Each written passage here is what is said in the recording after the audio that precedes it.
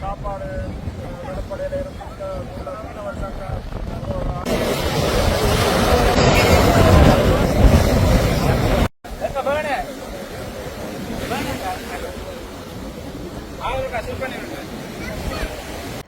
முள்ளிவாய்க்கால் கடலில் கரையொதுங்கிய வெளிநாட்டு படகு. முள்ளிவாய்க்கால் மேற்கு கடற்கரையில் 103 வெளிநாட்டு பயணிகள் அடங்கிய படகொன்று கரையொதுங்கியுள்ளது. முல்லைத்தீவு முள்ளிவாய்க்கால் மேற்கு கடற்பகுதியில் இன்று 19/12/2024 குறித்த சம்பவமானது இடம்பெற்றுள்ளது. குறித்த படகானது திசை மாறி வந்துள்ளதாகவும் இந்த படகில் 25க்கும் மேற்பட்ட சிறு